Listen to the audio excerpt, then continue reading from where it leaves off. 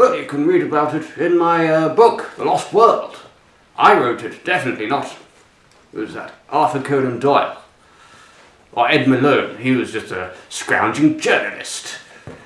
Yes, but I led this expedition to South America and it was amazing. We saw living dinosaurs. In fact, I think there are some photographs prepared for your archive. Yes. Here's a pterodactyl, which I accidentally released in London.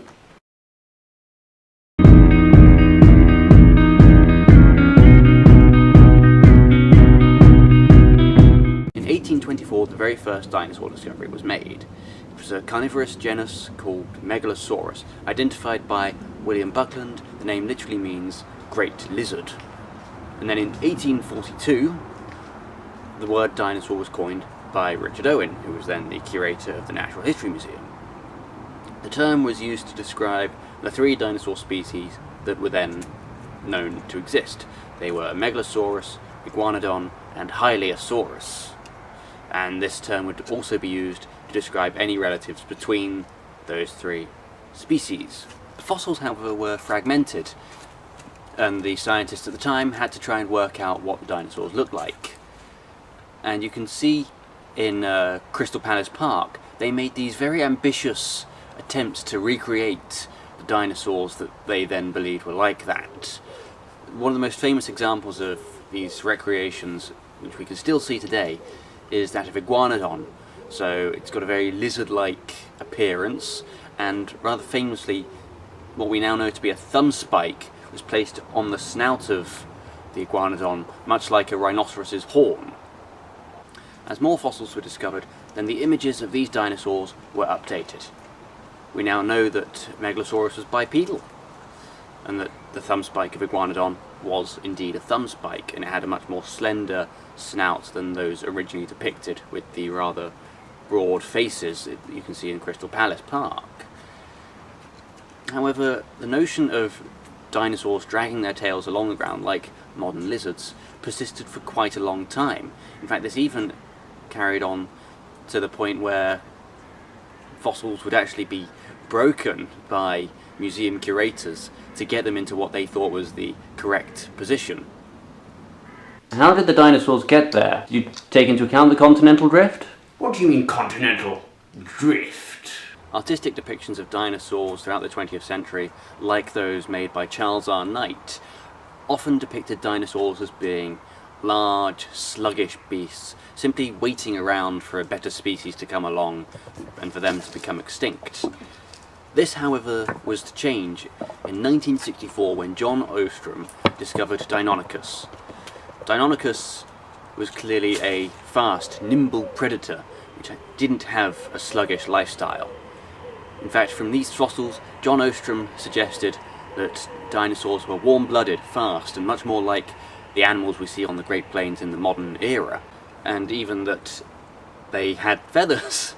This was from comparing the similarities between Deinonychus and Archaeopteryx. They bore many similarities, and from this it was clear that dinosaurs and birds weren't that different. One particular dinosaur that seems to have quite a checkered history in terms of its depictions is Spinosaurus. It was discovered in 1915 in Egypt by a German paleontologist called Ernst Stromer.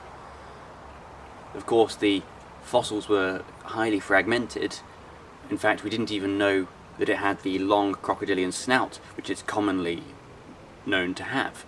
In fact, many depictions throughout the 20th century showed it having quite a short snout, similar to that of something like Allosaurus. During World War II, British bombs were dropped in Germany, destroying the original holotype of Spinosaurus as discovered by Ernst Stromer. Sorry, old chap.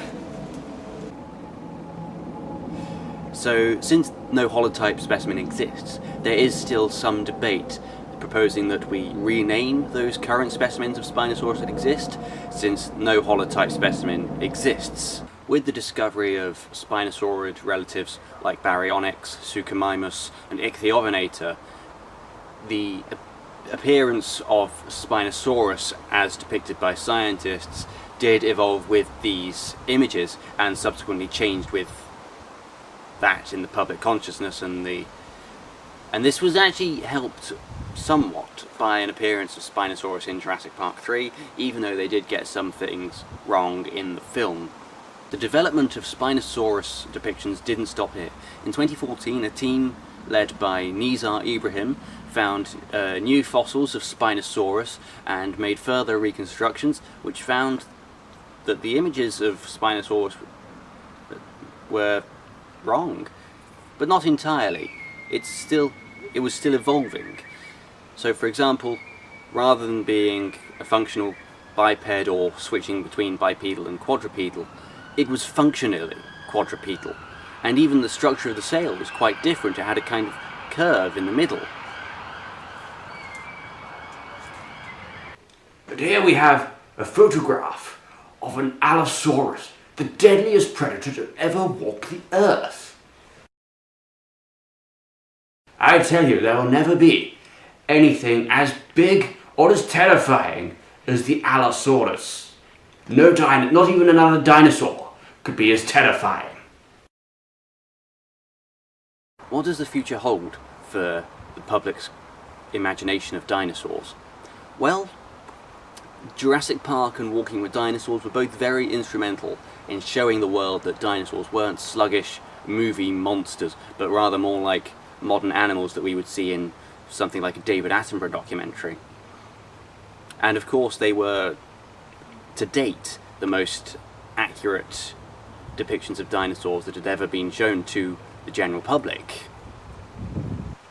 However, I do feel that, particularly even in the recent Jurassic Park, Jurassic World films, dinosaurs are sort of shown to be kind of like movie monsters again.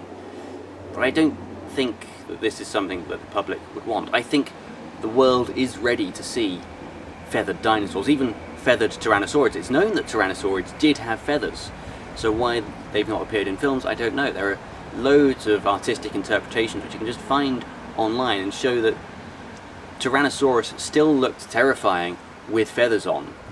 Just look at all of these. The world is ready for feathered dinosaurs.